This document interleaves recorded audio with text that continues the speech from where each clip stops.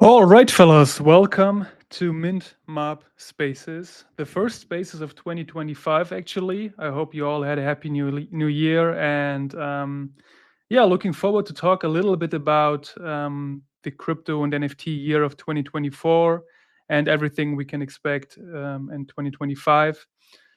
But first of all, Jason, how was your New Year's Eve? Have you like have did you celebrate a lot? My New Year's Eve was as peaceful and as chill as it could get, man. We spent time, the Queen and I spent time by the fireplace under the tree and just kind of laid out on the floor and cozied up and just chit chatted, talked about what we wanted to create for the new year, started laying plans and relaxed. Didn't do anything, didn't go anywhere, just spent time together. So it was extremely peaceful, very enjoyable. How about you? What'd you end up doing? I know you probably pounded a few beers over in Germany, yeah? Yeah, I did actually. I did, and yeah, it was a lot of fun. And entering the big bull market year, I had to celebrate it. Um, but yeah, it was great. And now when we look at the markets and everything happening on the crazy crypto world, um, have you expected what's happening right now? If you look at the markets. Yeah, for the most part. I mean, I think it's pretty predictable. Before we jump into that, though, I'll just run around the room real quick and just say hello to Sandra and fantastic termite Rob Homestead. Thanks for the plug, man. In the last spaces, I appreciate what you do, man. You've been super consistent over the last, I guess, like the last half of the last year, just getting those spaces up there and doing a good job of leading them, man. So shout out to you for that. Appreciate that, Julian, Rob. Jilly, good to see you pop in. Saw that you had posted a space and tagged the Goodfellas account, and I totally missed it. So I apologize. I'll definitely be on the next one. Hopefully, I can get that tag. But yeah, we're just gonna free flow. We'll talk a little bit about what's happening, and if anybody wants the mic, tell us what's going on in your world, or just share what you did over New Year's. We'll just catch up and get the year started off with some positive vibes. But yeah, to answer your question, Mike, every year's the same. In December, everyone who has money starts to sort of reallocate their portfolios. They'll sell to do whatever tax harvesting they're going to do, and then after the first of the year, that will shift and the buying will start. And we saw that. I mean, I'm just basically following Bitcoin because pretty much all the alts follow Bitcoin just a couple weeks behind. So that's what we saw. We saw Bitcoin trade down to the low 90s.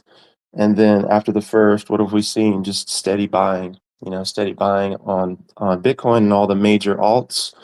So yeah, it's been pretty predictable. I think the if Trump comes out and talks about a strategic Bitcoin reserve between now and the inauguration, we could see much higher numbers. So we'll see what happens with that. But yeah, I mean, no real surprises as of yet. When you're looking at the markets, and you're talking to people out in Germany, what's been the consensus there? Have you guys pretty much seen the same thing, or are you guys thinking that something different's going to happen? Depending on who you ask, actually, I mean, all us crypto guys are obviously expecting markets to go up. I mean, right now we even see altcoins doing pretty good, even outperforming Bitcoin, and that's what we actually expected. I mean, everyone has been waiting for Q1, um, but if you look at German mainstream, I think they're still not too confident about crypto. I mean, we do actually have a politician who mentioned that he wants to have a Bitcoin reserve as well, or at least like consider it and not get left behind again. So yeah, we will see about that. I actually heard an interview about some guy. I was actually trying to research who it was. It was some former politician of the United States claiming that the new government is planning to buy 500,000 bitcoins pretty quick. Have you read about that? Yeah, this is all part of the talk around the strategic Bitcoin reserve. Like if they, yeah, there's a lot of crazy talk right now. I mean, and I hope that we don't end up with another, presidency of executive orders. I think that's completely, flies in the face of everything that that the system basically is supposed to protect. But there's people pushing, for Trump to sign an executive order to put this strategic Bitcoin reserve into place. And as part of that, there would be aggressive buying, and part of that aggressive buying would be to buy up, several 100,000 tokens as quickly as possible to, combine with the several 100,000 that they already own through confiscation efforts over the past ever how many years. So I think that's probably where that comes from. And, depending on the language around that, I mean, it could bring in and draw in a lot of traditional investors, but the biggest thing it's going to do is it would put a floor under the buyers. So if you're buying and you're buying with the government over time, it's just like if you buy with MicroStrategy, they're buying big enough swaths of the token to actually move the market, which is very difficult to do when you're, a trillion and a half or 1.9 trillion, excuse me, in market cap. So, I mean, that's really the big thing that I see there. And if they put a floor under Bitcoin, it could easily go to 150. My sell target right now is 120. So I'm going to start taking profits at 120, but it could easily go to 150 or higher in the first quarter. And if that happens, then we'll probably see a lot of bandwagoning, people jumping in to buy at the last minute, thinking that they missed the boat, and then they'll get slaughtered when the sale comes. But unfortunately, that's just the nature of things. So I think that those are all possibilities. We'll see what happens, but at the end of the day, the performance of Bitcoin is going to drive what happens with the alts. Solana's been a real surprise. It was the only alt that actually outperformed Bitcoin over the last 5 or 6 years, and it's doing really well, looking really strong. We could see $300 SOL, $350 SOL pretty soon. ETH still hasn't really run yet. I mean, there's a lot of potential there, so we'll see. And then the tertiary alts will follow that. But that's kind of what I see happening. Yeah, absolutely. I mean, we also saw Ripple, and I think most of us are surprised that Ripple is still keeping up pretty good right now. Um, but you mentioned that you plan to sell Bitcoin, or at least start selling Bitcoin at 100K. So do you set targets for every single altcoin or coin you have? And you when you decide to sell, like, do you have targets for other coins as well? Yeah. So 120 was my number. Hopefully, I said 120, not 100. But um, yeah. So like at the end of the day, when I'm looking at investing and I'm looking at my history with it, you'll see people round trip all the time because they think they're going to get the top of the market. That's never going to happen. And you'll see people think that they're buying at the bottom of the market, and of course, that's never going to happen either. Unless you're just buying consistently, you're never going to hit those numbers. So when I'm looking at a sell, what I'm looking to do is stay in complete tune with my discipline. So if my discipline tells me that I need to sell at 120, then I force myself to do that whether I want to or not.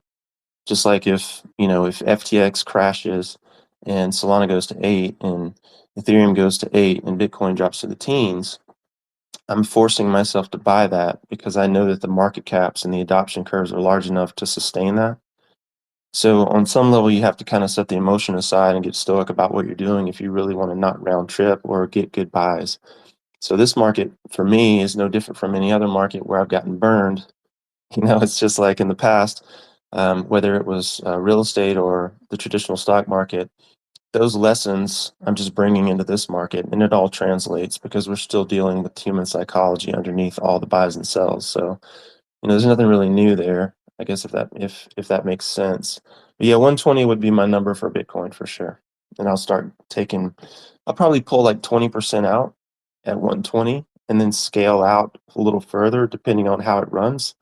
But that's my tentative plan, depending on how high it rolls and what the volumes look like. Yeah, that's probably the smartest way. I mean, taking some profits first, and securing them, and then, partially selling over time, depending on how markets do. But let's jump a little bit into NFT markets as well. And I actually looked up some numbers, statistics for the whole year of 2024. And what I would like to know from you is, what is your feeling? how did 2024 do compared to the previous years? Do you have the feeling that the markets like increased in terms of, unique buyers, sales volume, and everything like that? Or do you feel like it's been on the same level as 2023? I know you don't have the numbers, but just from your feeling, what do you think? I mean, I can just tell you what I've seen and like the sentiment. I mean, if we're talking about feeling, we're just talking about sentiment really. And I mean, the sentiment is more positive. And I think there's been more activity as a whole. There's been a lot of, freebies dropped on the market over the last 2 years. Ever since the FTX debacle, there's just been more and more free stuff dropped. No real, um, like high value equity creation has come from that. So, I mean, I think what we saw is just this again, like the same 500 people doing the same things over and over again, whether it was the buyers going from project to project to project, or it was, the latest, quote unquote founder coming in and dropping some free project and calling it a sellout. At the end of the day, if you're dropping your pieces and you're not charging for them, that's not a sellout. That's a giveaway, and it's two different things. And so the vast majority of NFT quote unquote sells that I've seen have just been giveaways. Mints have been giveaways. So what I've really seen is people struggle to move product in a saturated market with lower volumes and negative sentiment. And this is one of the reasons that, like, when we speak, when you and I talk and we have our meetings, we talk so much about consistency and not really caring about the status associated with a mint, or the glamour metrics of like your Twitter followers or whatever the case may be. Like the glamour metrics don't count for shit at the end of the day because they can all be faked. Even volume can be faked, and we've seen this with wash trading. We've seen this with big holders selling to themselves. And there's so many different ways to fake all these numbers. But what you can't fake is if you put up a mint and you charge a number for it and you don't deviate from that. If you put up a mint and you charge a number for it and you sell out, you cannot fake that. So at the end of the day, that is the type of number that I really look for. That's my metric in terms of really gauging interest. And like if you see free stuff happening, I discount it immediately. Low dollar stuff, I tend to discount unless it's tied to, like a really well-known artist or really well-known project, or I see some sort of future value in that project. And then outside of that, I don't even dabble. So like, when we met Jilly, who's down in the audience earlier, and she was telling me about DN404, that was one of the things that was most interesting to me that I discovered this past year. I think that has a real future in terms of tying tokens to NFTs. And if you couple that with a real commitment to do good things over time, you can build a relationship with the market that tells them that you're of high quality and that you're intending to provide high value. Same thing with us. Like, I buy mainly our stuff, a few other projects. There's a few Stargaze projects that I've purchased, just because I've come to know those guys to be high quality individuals, and I know that they really care about what they're putting out in a lot of cases, and that's true across chain. So if I can get in touch with the people who are really concerned with providing high quality value creation over a long term period of time. Again, this is like coming back to the basics. Like if you guys are not familiar with Naval Ravikant, I highly recommend you consume his stuff. But like one of his biggest things is, play long term games with long term people. That's how you win. So like if I mean, as one quick example, we dropped the Fame Ladies piece earlier, or that's our last paid mint in this past year, right? And as part of that, we were under contract to pay Jilly a certain upfront fee. We're under contract to pay the project a certain amount of royalties. So like what I'm trying to do is build a long-term relationship with every person that we work with. I see Daria on here, same thing with her. Like every single person that we've worked with and contracted with, we pay them, they don't have to chase us down. We hard code their, royalty wallets into the system so that they don't have to worry about where those are coming from. And we do that in an effort to make sure that we can be high value, high trust individuals in the marketplace. And then if we do that right, if we get that product or service right, then we can allow other people to talk about us in the marketplace to others. And that's when things start to happen. And that takes a very, very, very long time, right? And so this is why I'm so anti hype and horseshit in the marketplace because the temporary stuff, the short-term games with the short-term people are guaranteed to get you nowhere. So, like, when I'm looking at any of these things, whether it's NFT sentiment or how I feel about where the market's going, I don't really care about that. What I care about is, can I get the sense that this is a long-term person with a long-term project playing long-term games? And that's really my standard. And I see a couple folks dropped in here. We've got Florin, Daria, Jilly, of course.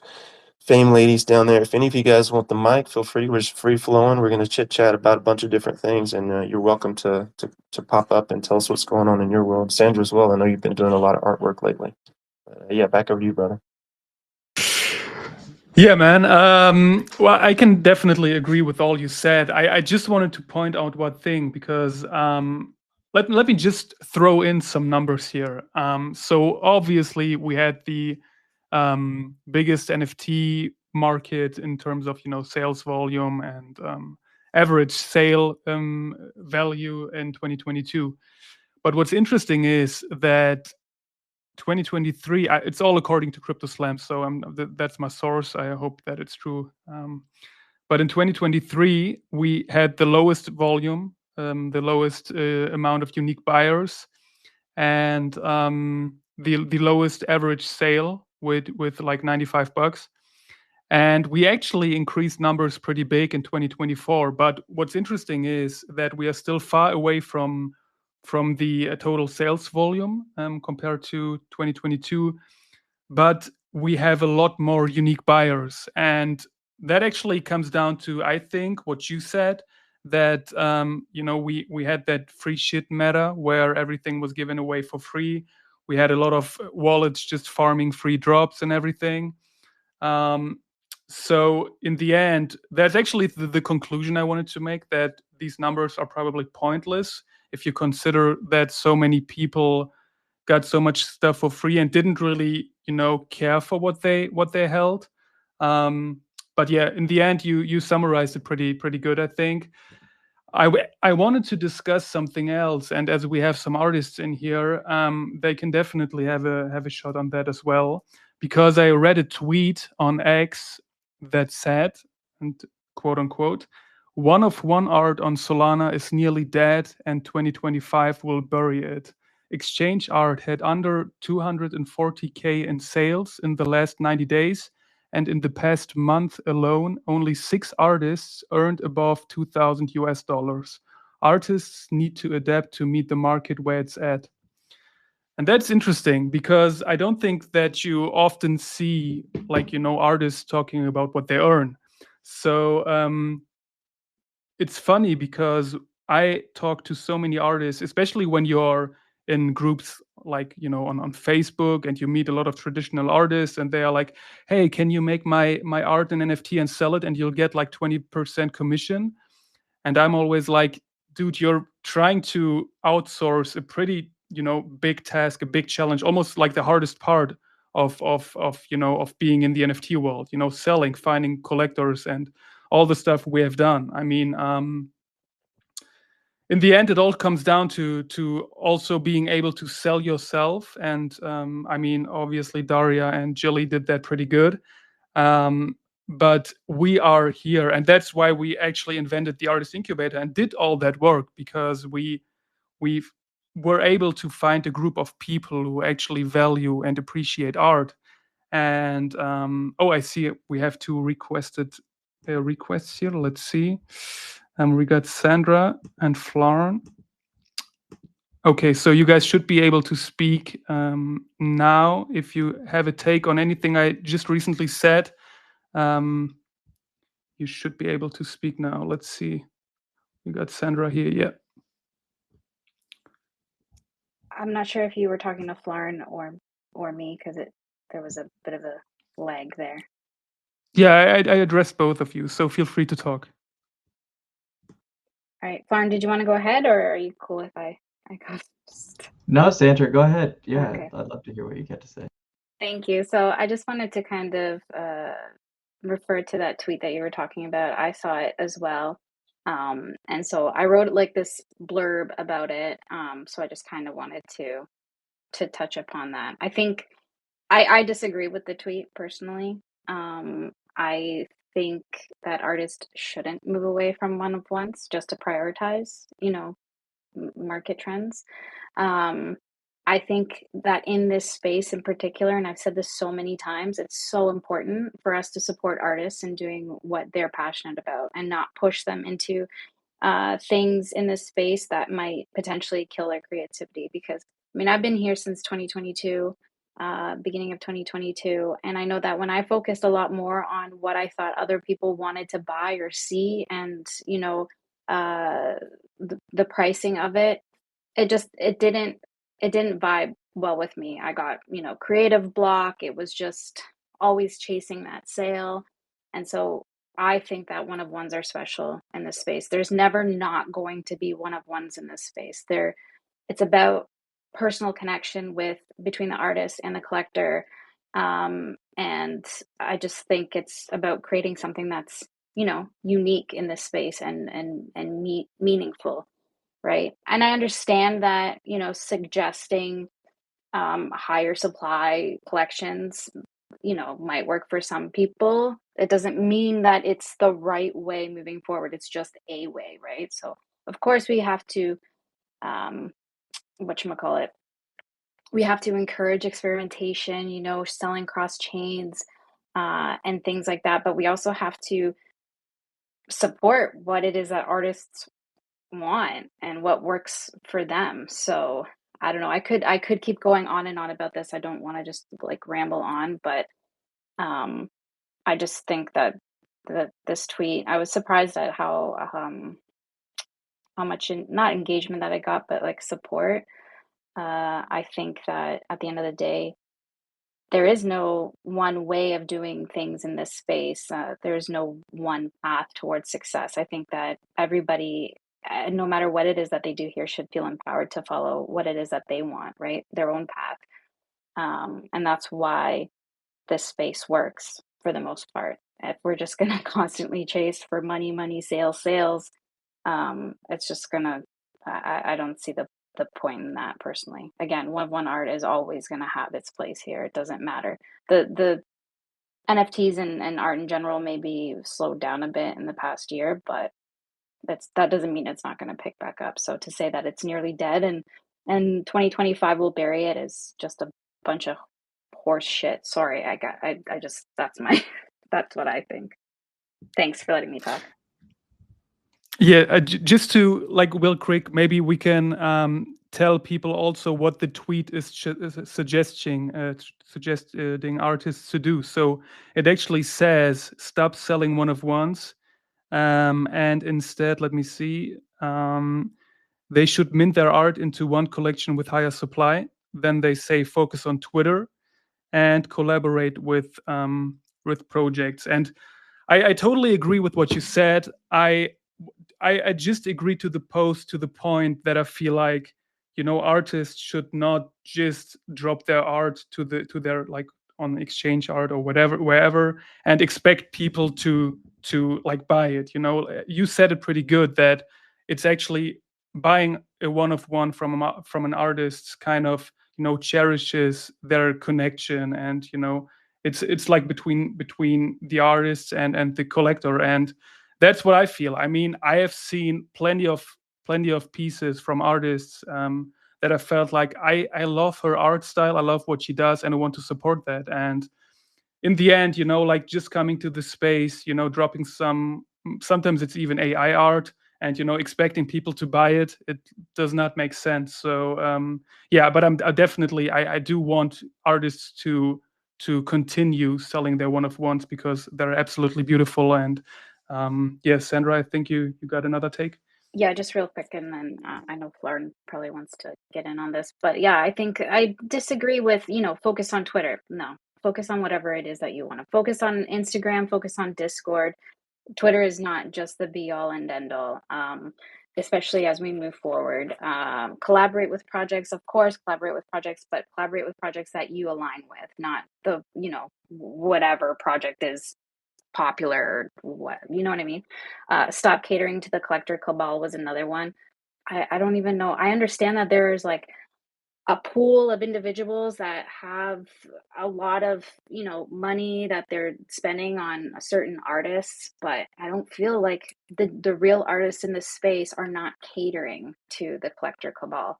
Um, that's I mean, I know that I don't. I know that a lot of artists that have been creating their entire lives are not. For us, it's about, mutual support, and inspiration, building meaningful connections, encouraging authenticity within, different communities and for each other, and this in turn like helps sustain an artist's career, whether it be in web 2 or web 3. So I just think that, again, I get what you're saying, and I understand the sentiments of that tweet.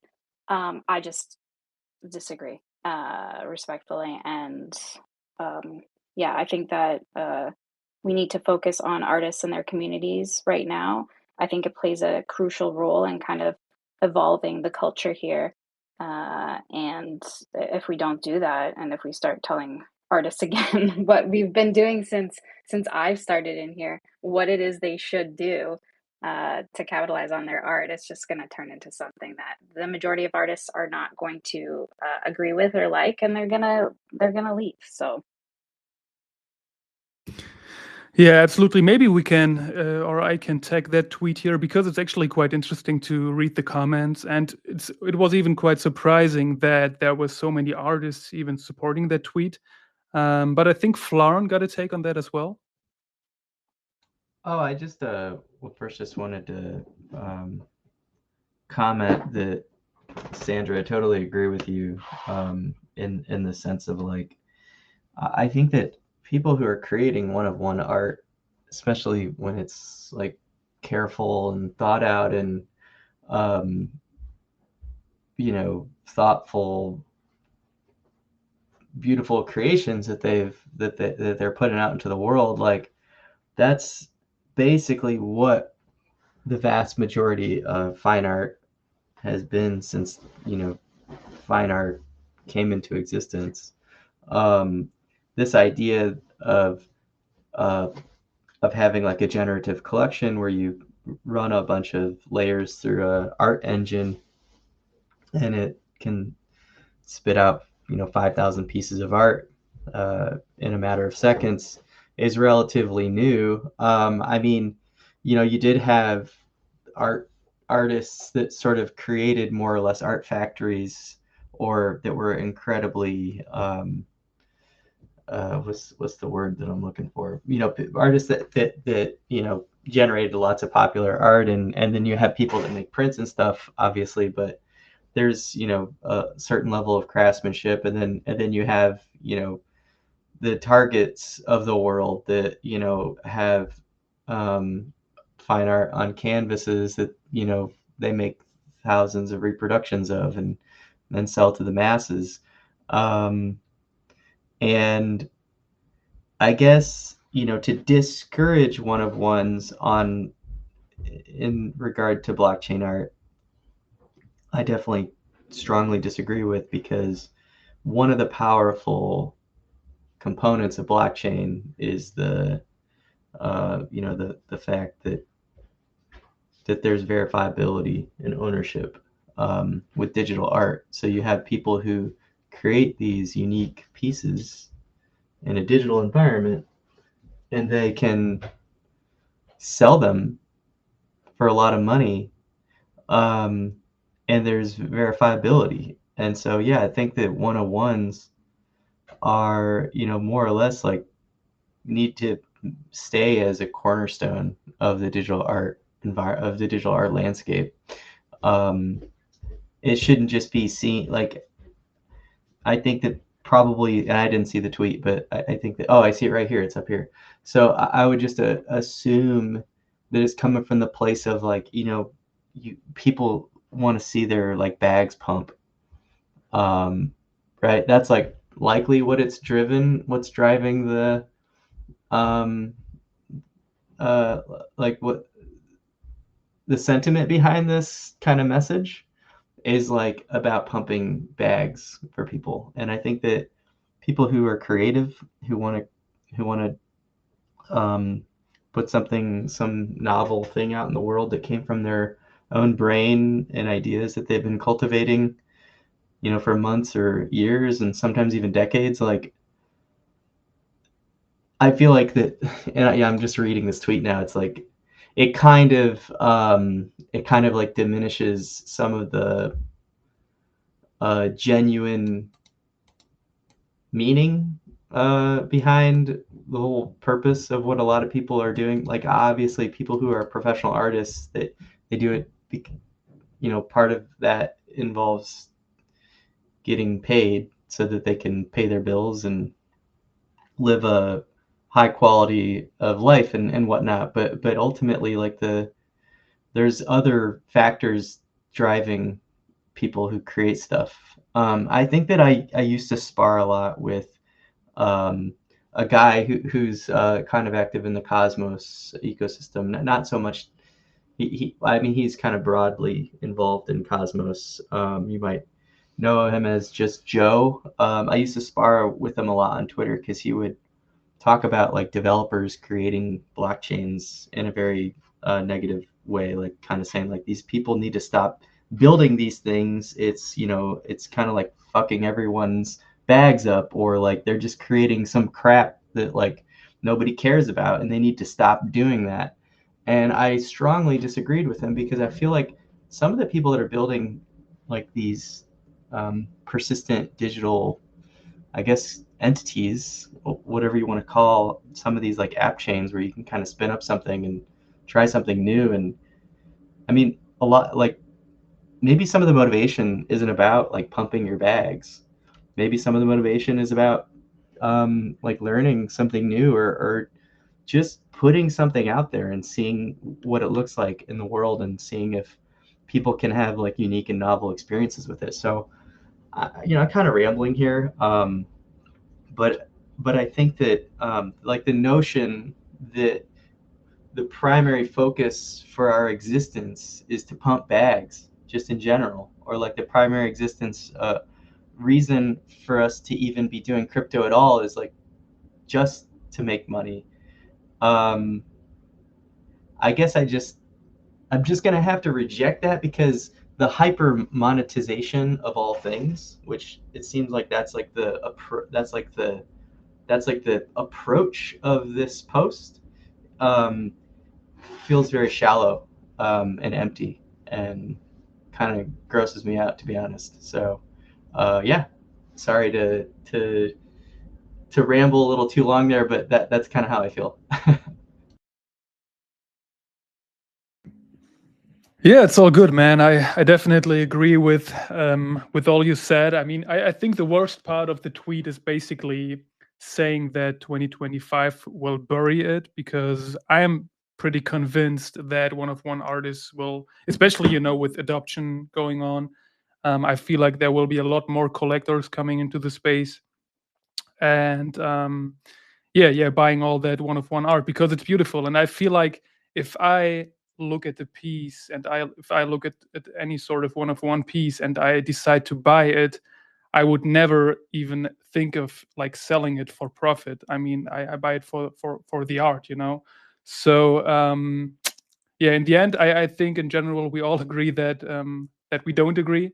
But I think Jilly has a take on that as well. Jilly, you requested the mic. How are you?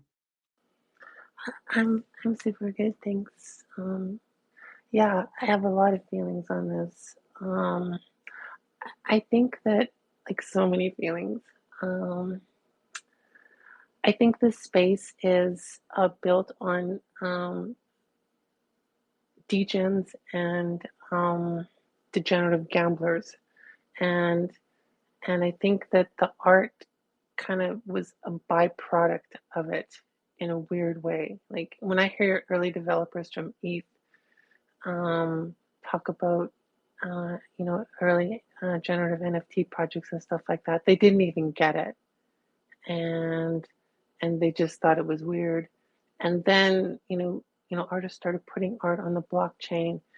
And I guess the way I look at it is I'll agree with Sandra in the respect, but I will say this: it's like, I think that the blockchain has really given artists a place to showcase themselves and and give them a platform they never would have had. And I think they really almost need to really appreciate that. And it's really one of these things where if you want to make money, then I guess you I don't know. It's because it's all about, I don't know, I'm rambling.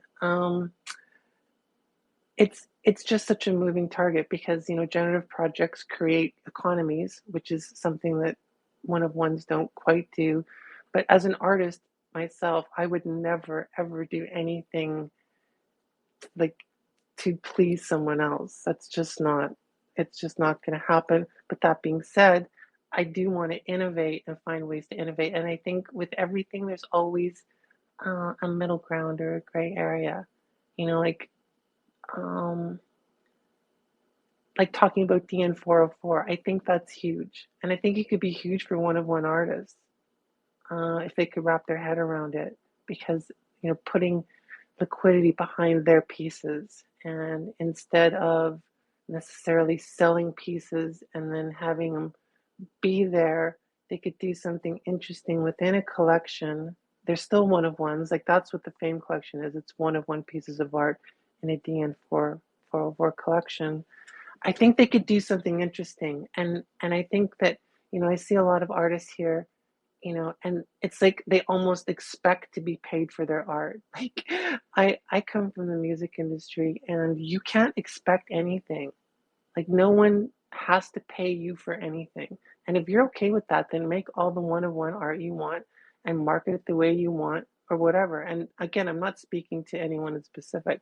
I'm just saying that one of one artists can't expect to be paid just because they're here and expect to be supported just because they're one of one artists. Like you have to have a vibe. You need to, it's almost more about your own who you are. It's like the same thing as music. Like it's about who you are, what you represent, your vibe, your style, your persona, whatever. Like all that is really important, and no one has to buy your art. Like they really don't have to. I don't know. I also agree. I also agree with sorry, Flan, where it's like no one should tell anyone what to do on the blockchain. Like you do what you want. Like I'm not here to make, I mean, I want to make money, but I'm not here to make money. I'm here to be a legend in this space. And if I make money, well, that's awesome. And I will, because it's inevitable. I'm a fame lady from 2021.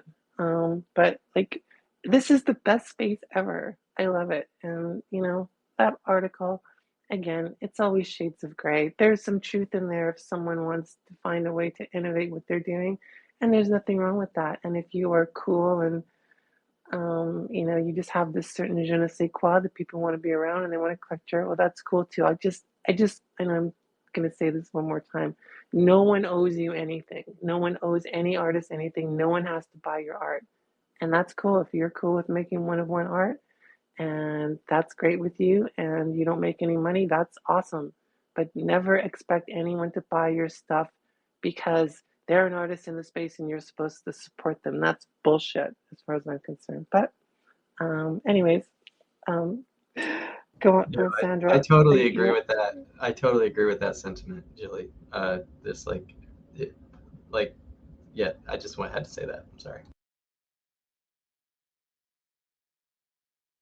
I think Sandra's had her hand up for a while. Sandra, you want to go ahead? Yes, thank you. I just have one more thing to say. I'm going to stop rambling, but I think there is a way to encourage artists in the space to do something as opposed to discouraging them, which this tweet is very, I found it in a very discouraging, it's a discouraging tone. I agree with everything that Florence said, everything that Jilly said. I think another thing to take into consideration too is with this tweet, you're devaluing collector experience, right? A lot of the times collectors are seeking one of one art. And sorry, I get if I'm speaking too fast, let me know. I just get super passionate about this. But collectors are looking for one of one art based on exclusivity and the personal connection that they have with artists, right? And what the artist has to offer. So by discouraging this kind of limits collectors to engage, truly engage with unique artists in this space, right?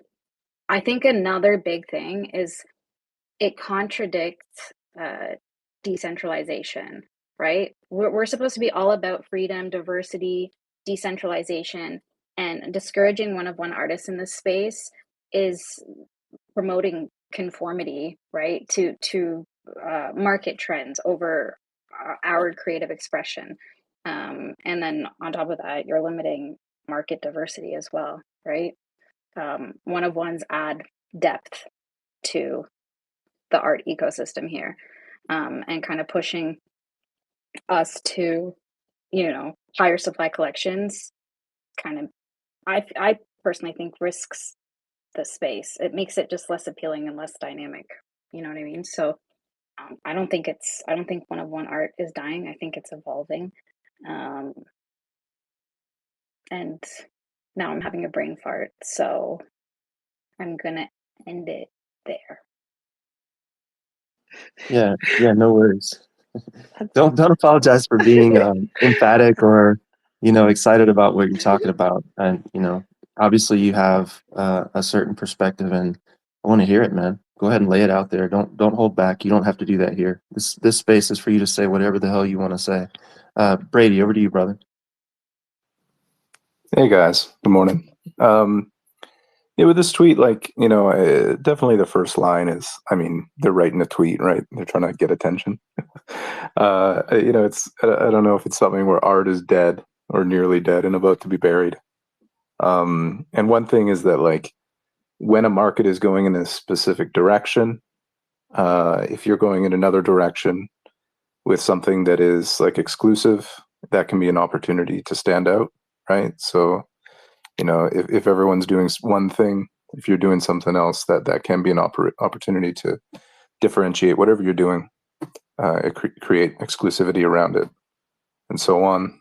I think one thing with this is that, I think it's a little condescending in a sense, because I think most artists are pretty familiar with all these notions and trade-offs, and they decide they understand the market, and they decide to do what they want to do because that's like what they want to do, right? Most artists that I know that are kind of dabbling in NFTs with one-of-ones are often doing a bunch of work elsewhere as well. Maybe they're working like in technical capacity. Perhaps they're like working in film. Maybe they're a graphic designer, whatever. And they have like a full concept of when to deploy their skills for like purely commercial purposes versus more like expressive creative purposes, right? And so within this space as well, maybe these people sometimes are doing that for like expression, or maybe they have, commissioned works they're doing, or maybe they are following some of the advice in this. But I think for most, they probably have gone through all these notions in their head quite a bit. I think it's interesting, though. I mean, the topic or the trend is real to some degree, like the limited demand, and so like it's worth discussing. Whether that's an environment where people want to take different approaches or not. Like some of the advice there, like at least the one, like there's a specific one, like this does not mean you should create generative collections, but you should mint your art into like a specific one. I think they're talking there about like putting everything, all your one-of-ones into one collection. I mean, from my perspective, thinking about this stuff is not like inherently discouraging. You know what I mean? Like you can have a discussion about maybe that's an easier, a better, more effective approach for people that are doing one-on-ones. But yeah, I don't know. That's kind of my take on it. It's definitely, there's no doubt that I think it's more challenging than it once was. But yeah, it's up to people to do what they want. And like Jilly said, that I really agree with, is like, it's not anyone's responsibility to support you. It's your responsibility to earn support with like a combination of the quality of your work and then the quality of I don't know, everything else that goes with it, whether it's like part of a established brand or less like a personality, if there's some I don't know, performance component to it, whatever. There's always different ways for people to be creative, and if you set your own expectations, then and if they're realistic, then I don't think you need to be too bothered about any of this. Yeah, great points, man. I think maybe we can just like it might be interesting just to break this down point by point. But before we do this, Sandra and Florin both have their hand game on point. So let's go back to Sandra, and then Florin will turn it over to you. Thanks. Yeah, but like I said, I think there are ways to encourage creatives in this space and discourage, and I just felt like this tweet wasn't it. Also, no offense, I'm not really gonna follow the advice of someone who's not an artist in this space. I mean, if you're gonna try and give one-of-one artists critique or what it is that they should be doing to start off, I understand that we're starting off this tweet to try to kind of hook you in, but um, that's just another thing that I wanted to just kind of say. I just felt like I needed to get it out there. Oh, and Oh, one yeah, more no, quick thing. go ahead. Sorry, I just really quickly, sorry. I just wanted to say yes, because I was going to mention this before, but I completely forgot what Jilly was saying.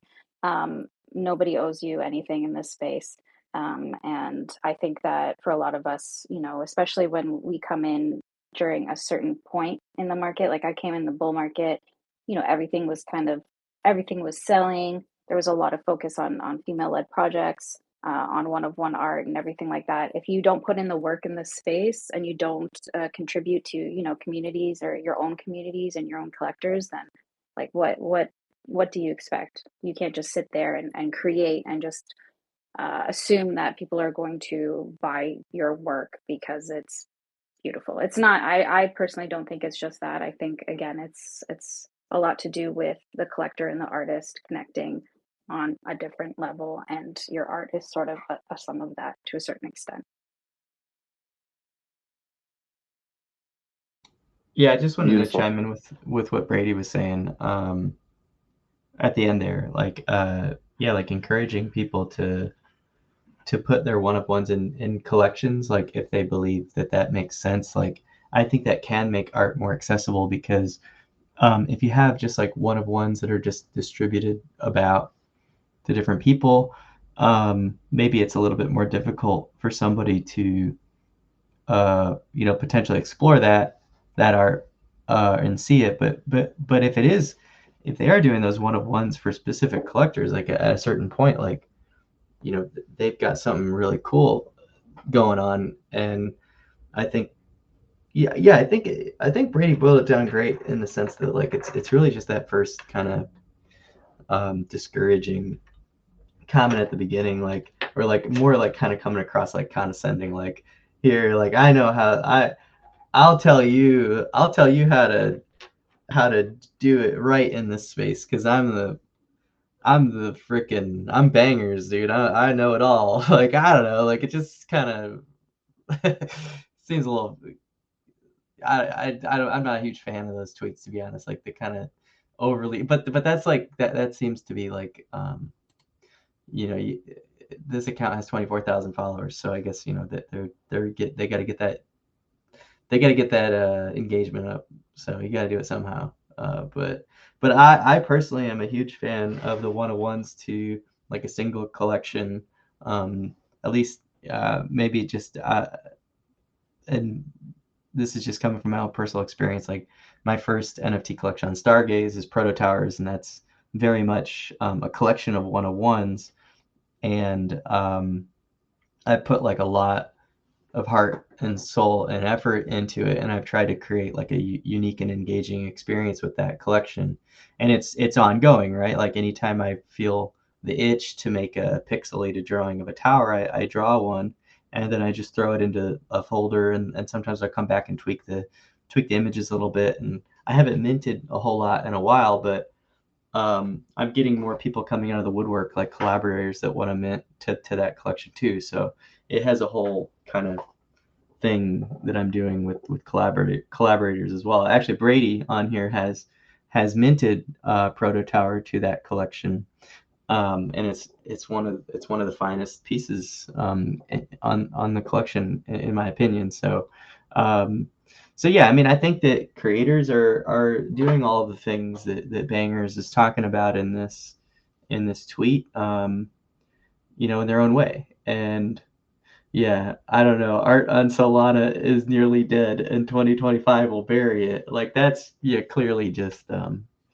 you know, that's just like engagement farming, I think. Sorry, I just gotta really quickly jump in here, and I'm gonna seriously shut the fuck up after this. But I did want to clarify because I said something and I feel like I maybe didn't say it the right way. I didn't mean that I wasn't going to listen to people that weren't artists in this space, regarding, what could benefit creatives and you know what I mean? I just meant I'm not going to listen to an account such as Bangers, no offense Bangers, but um just looking through the timeline and stuff like that, like I'm not going to be like, oh yeah, I'm going to follow what this person says. So um when it really is kind of engagement farming at the end of the day. Yeah, 100%. I don't think you need to follow anyone that doesn't have the result that you want. Go ahead, Brady. I was just gonna make a stupid joke. Just go ahead. I was just gonna I say want they're to I putting no want to hear. bangers though. I was just gonna say they're putting no bangers though. Look at these tweets, banging all over the place.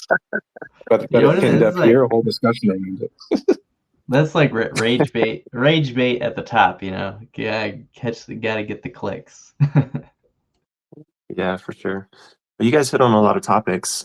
This tweet actually is pretty funny to me, to be quite honest with you, because it basically glosses over all the nuance, which is, sort of a fan favorite when it comes to like pissing people off. If you gloss over all the nuance and take out all of the, the cases that actually matter, then you can kind of make anything sound edgy and sharp until you start breaking it down. First of all, like the whole stop selling one of ones things, the question is to who? Like, who am I going to stop selling them to, right? Am I going to stop selling them to collectors who want one of ones? Of course not. It doesn't make any sense, right? And, like everything at the end of the day has to have some sort of purpose and be tied to some sort of product market fit. And this post completely ignores all of that, like from top to bottom. It's just ridiculous. So, we can talk about artists making money, and I've made this point in a bunch of different, artist chats, and, it always gets attention, but, then I feel like people walk away. Listen, like there's a difference between art and commerce. Like if you're doing art, you're doing something that is, basically inside you that you've got to get out into the world for whatever reason.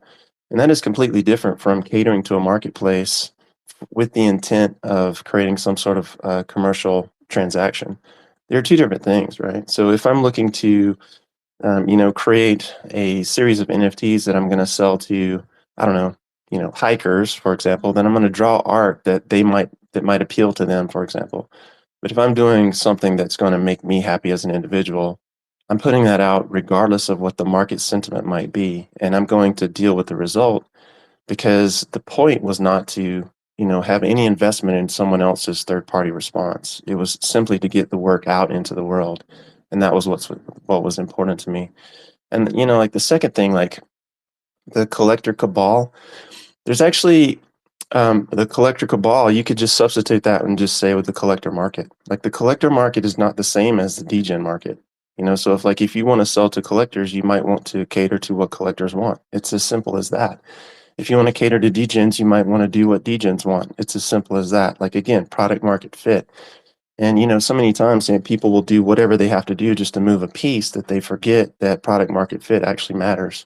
So whether we're going one of one versus generative, it doesn't really matter. It's two entirely different markets and two entirely different consumers. And you need to understand that as an artist, before you throw yourself out there and start feeling like it's the end of the world if someone doesn't buy something or you don't mint out or whatever the case may be. But like everyone has made the point already that you're not owed anything, that what you get is earned. And this space, I think, is brutally honest about that in some sense, and brutally completely dishonest in another sense. So we have the short-term players, the hype and horseshit players who will basically pump and dump generative collections until the cows come home. And then we have very few people who will actually put their stuff out there and try to get it in the hands of people who actually give a shit about it. And that's the side of the market that will actually have value in the end. So if that's what you care about, that's what I feel like you should invest in. And at all points, the market's going to vote with its dollars or its tokens in this case, and you'll know exactly where you stand. So, I mean, these are all things that this little tweet just completely glosses over. It doesn't really make any sense to me. I guess when I see these things, like I see these little headlines, I think as a marketer, because that's what I started in, the first thing that gets attention is the naked female body.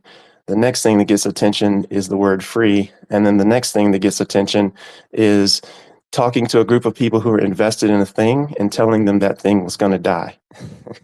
Right? I can't tell you how many times in the marketing world I've heard email is dead. Well, guess what the highest converting form of advertising is? It's fucking email. It's still email to this day. So, like, at the end of the day, you have to look at what works and find your product market fit and stop listening to these people who just trying to, I think, you guys have pointed out, engagement farm like crazy.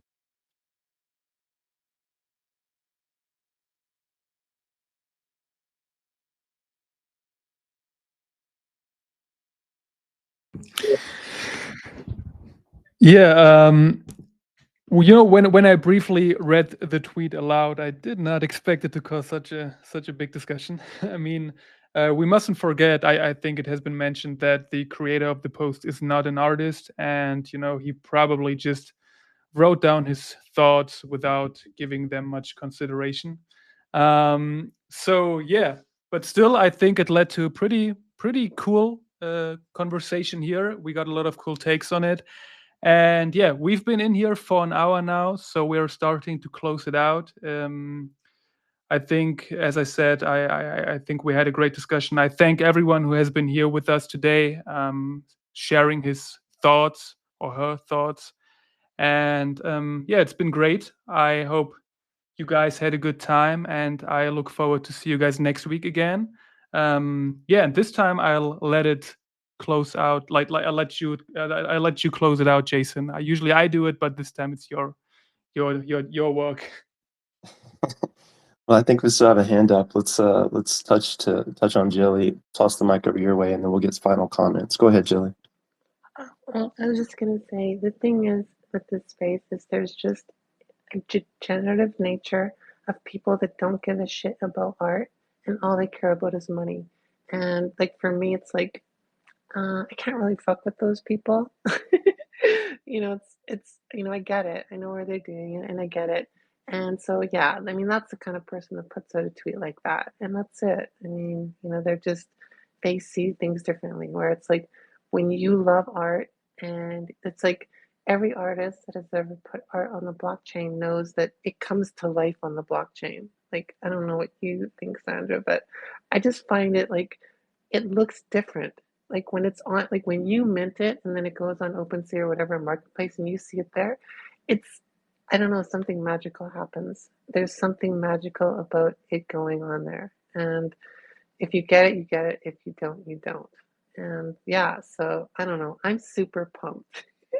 I'm super pumped for 2025. I'm super pumped for all the artists here. You know who you are. And if you know, you know. And that's it. And who cares what that idiot thinks? But anyways, last thing I wanted to say was when you're talking about Bitcoin and you're talking about selling at 120, because it kind of the whole conversation got switched over. But I just wanted to say one thing, like, do you ever think that like there's just going to be like, do you think that super cycle is ever going to happen where people are just going to like, I don't know. I'm a real contrarian and a little bit of I'm a major conspiracy theorist, but I feel like there's going to be one of these times when all of a sudden I mean, I guess it doesn't matter because there are so many cryptos and so many opportunities, but like, do you think that there's this super cycle coming where it's just like, it's just going to change? Like, it's been the same cycle over and over. It goes up, it dumps, it goes up, it dumps. But one of these times isn't just going to go and go and go for a minute. I don't know. Like, what do you think? Yeah, it's a good question. I think the cycle will ultimately fail. I don't think we're there yet. And the reason for that is just because the block rewards really move the market more than anything right now. So if you're a miner and you're getting $300,000 per block or whatever the case may be. Every time we have a halving every 4 years, the difference between what you're making per block and not making per block is getting smaller and smaller and smaller. So ultimately, what I think happens is just the cycle gets more compressed, right? And then the thing that can drive it through the roof, which I think is what you're alluded to, is as governments and big business start to adopt it as a treasury asset, that can really break the traditional cycle and turn it into a super cycle. And when I'm talking about selling at 120, I'm talking about scaling out. So I wouldn't sell all my holdings. I would just start scaling out and waiting for the next dip to buy back in. So hopefully that makes a little bit more sense. But yeah, so we'll go ahead and kick it around. Florin, over to you, buddy. Any final thoughts on today's conversation? Yeah, I think it was, to give Bangers credit, we talked about this tweet for like 40 minutes or whatever. So well played. And then yeah, I think going into 2025, I think 2024 for me was like just the first year of like my deployment phase of my like crypto journey, and my intention was to just deploy stuff on blockchains, and I found a space on Stargaze where the tools are designed to be user friendly enough for someone without dev skills to kind of get their hands dirty and then kind of build up from there. So 2025, for me, I think that they're,